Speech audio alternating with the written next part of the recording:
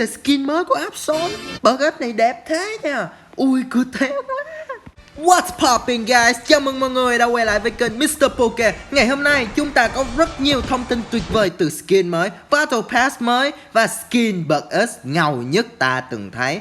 Trước khi chúng ta đi tiếp thì ta có một thông báo rất là quan trọng. Nếu như anh em muốn được nhận free skin Dragonite cũng như các skin Giáng sinh khác thì đừng ngại nhấn subscribe và chuông thông báo, sau đó vô Twitter, link bên dưới comment để tweet và follow để đầu năm 2022 mình sẽ tặng cho 2 người may mắn nhất nha. Đầu tiên, ta có sự bất ngờ lạ lùng đến từ Nintendo vì họ đã cho ra skin mà chúng ta không ngờ đến, và đó chính là skin bật S của Absol. So với những Pokemon trước mà ta đã biết thì lần này họ đã đi thêm một bước nữa và cho vào Absol. Mình rất thích skin này vì mục tiêu của Absol luôn là chí mạng và lấy được nhiều kill càng tốt, là một Pokemon thiên tài.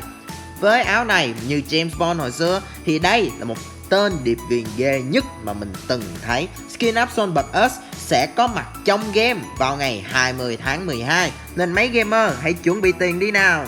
Mình rất thích skin này vì từ kích thước đến phong cách design của nó rất là đẹp và đơn giản. Vào ngày 20 tháng 12 ta cũng sẽ thấy sự ra mắt của các skin Giáng sinh như Mamoswine, Gardevoir, Garchomp và Blastoise. Còn Dragonite thì sẽ ra vào ngày 16 tháng 1 năm sau. Những skin này đều mang đậm chất Giáng sinh và giúp cho người Việt Nam ta khi chơi game này cảm thấy ấm cúng hơn, cho đến khi bạn vô game và bạn là người duy nhất không có skin.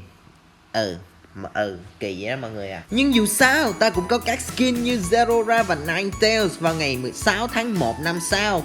Một skin Ninetales join vào một cái scarf nhìn rất ấm và đẹp với Ninetales, cũng như Zerora nhìn như mấy anh sắp té lầu vậy. Rồi ta có hai skin Snorlax và Lucario vào ngày 13 tháng 1 năm sau. Và đây là skin mới của Snorlax cùng skin này vào ngày 20 tháng 12. Cũng như Lucario, kể từ khi có skin Halloween thì trở lại thành một đống hỗn độn bùi nhùi.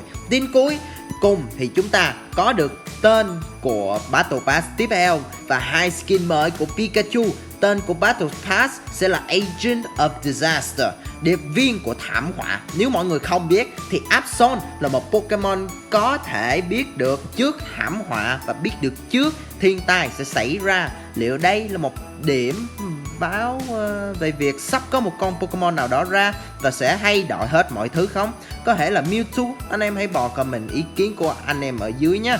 Và đó là những gì ở trong thông báo này và leak của Echico EV. Nếu như anh em đã có ý kiến gì về các skin này cũng như ngày ra mắt của chúng thì hãy comment down ở dưới nhé. Nhưng giờ chúng ta đã hết thời gian rồi. Nếu như anh em muốn tham gia vào giveaway thắng những skin này và tất nhiên cộng thêm Dragonite nữa thì đừng quên subscribe và nhấn chuông thông báo cũng như follow và tweet bài trên Twitter thì sẽ được ghi dưới comment để mọi người tham gia và thắng nha. Và chúc anh em một ngày tốt lành. Đừng quên subscribe nhân tim mình phiền.